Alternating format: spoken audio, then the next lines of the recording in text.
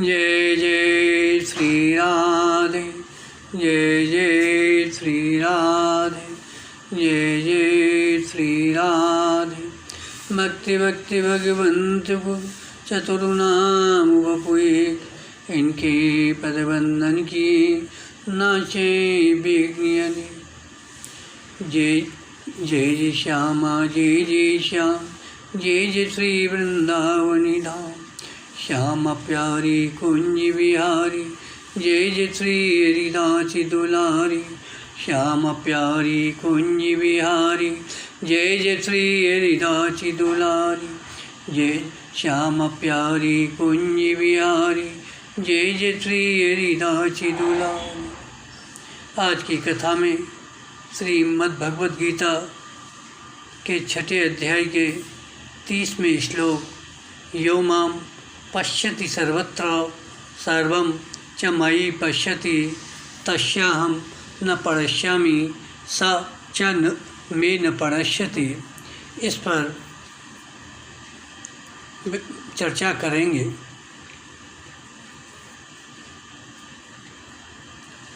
ये प्रसंग साधक संजीवनी टीका से लिया गया है। यो माम पश्यति सर्वत्र, जो भक्त सब देश काल वस्तु व्यक्ति पशु पक्षी देवता यक्ष राक्षस पदार्थ परिस्थिति घटना आदि में मेरे को देखता है।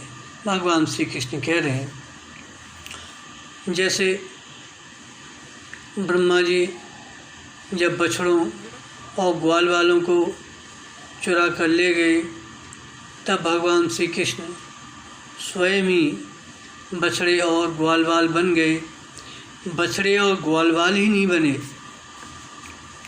प्रत्युत उनके बेंत सींग बांसुरी वस्त्र आभूषण आदि भी भगवान स्वयं ही बन गए। यह लीला 1 वर्ष तक चलती रही, पर किसी को इसका पता नहीं चला। बछड़ों में से कई बछड़े तो केवल दूध ही पीने वाले थे, इसलिए वे घर पर ही रहते थे, और बड़े बछड़ों को भगवान श्री कृष्ण अपने साथ वन में ले जाते थे।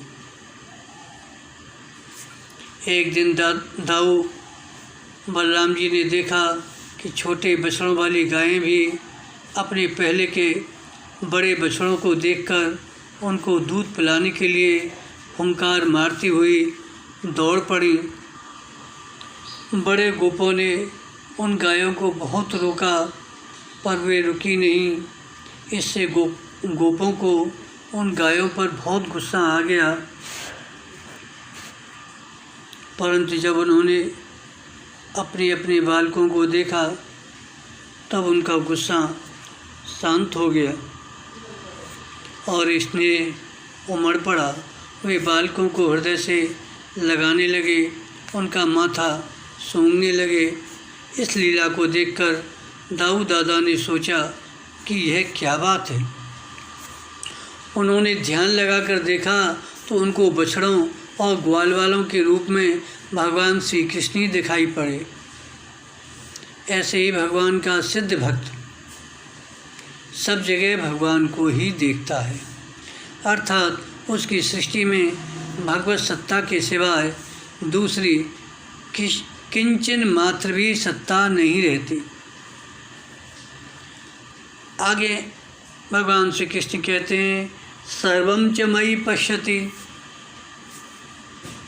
क्या जो भक्त देश काल वस्तु व्यक्ति घटना परिस्थिति आदि को मेरे ही अंतर्गत देखता है।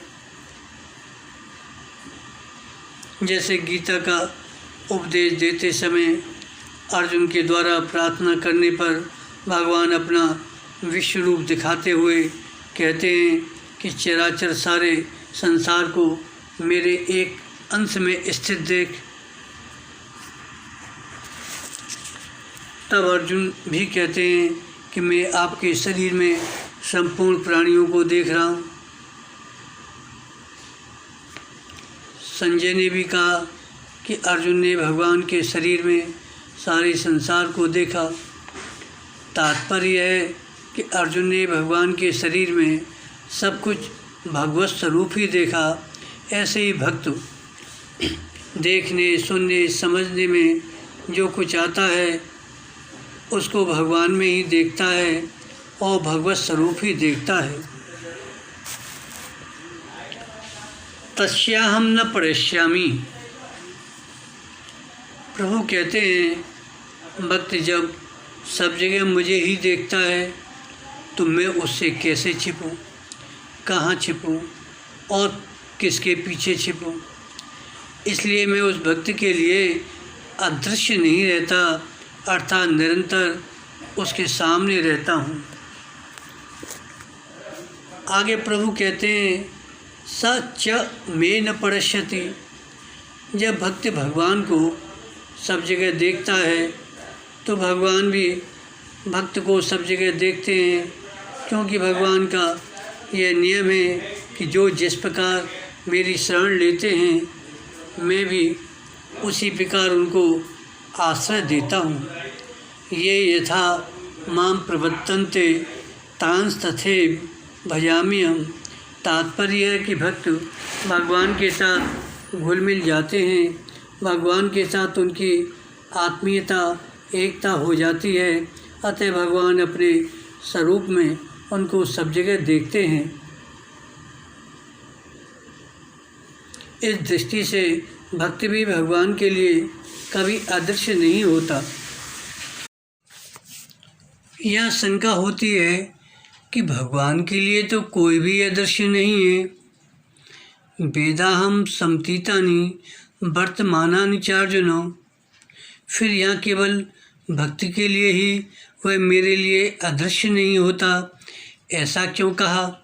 इसका समाधान है कि यद्यपि भगवान के लिए कोई भी अदृश्य नहीं है, तथापि जो भगवान को सब जगह देखता है उसके भाव के कारण भगवान भी उसको सब जगह देखते हैं। परंतु जो भगवान से विमुख होकर संसार में आसक्त हैं उसके लिए भगवान अदृश्य रहते हैं। नाहम प्रकाशो सर्वस्य।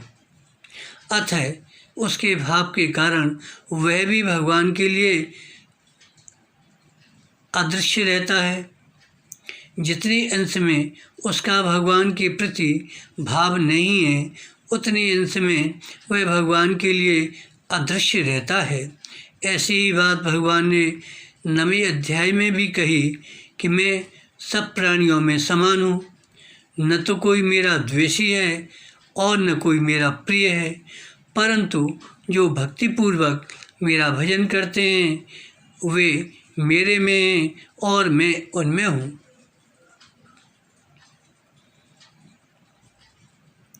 जैसे सब जगह बर्फ़ ही बर्फ़ पड़ी हो तो बर्फ़ कैसे छिपेगी? बर्फ़ के पीछे बर्फ़ रखने पर भी बर्फ़ ही दिखेगी। ऐसे ही जब सब रूपों में एक भगवान ही हैं तो फिर वे कैसे छिपें, कहाँ छिपें और किसके पीछे छिपें? क्योंकि एक परमात्मा के सिवाय दूसरी सत्ता है ही नहीं। परमात्मा में शरीर और शरीरी, सत और असत, जड़ और चेतन, ईश्वर और जगत, सगुण और निर्गुण, साकार और निराकार आदि कोई विभाग है ही नहीं। उस एक में ही अनेक विभाग हैं और अनेक विभागों में वह एक ही है। अतः यह विवेक विचार का विषय नहीं है, प्रत्युत श्रद्धा विश्वास का विषय है। अतः सब कुछ परमात्मा है, इसको साधक श्रद्धा विश्वास पूर्वक मान ले, स्वीकार कर ले। दृढ़ता से मानने पर फिर वैसा ही अनुभव हो जाएगा। साधक पहले परमात्मा को दूर देखता है, फिर नज़दीक देखता है, फिर अपने में देखता है और फिर केवल परमात्मा को ही देखता है।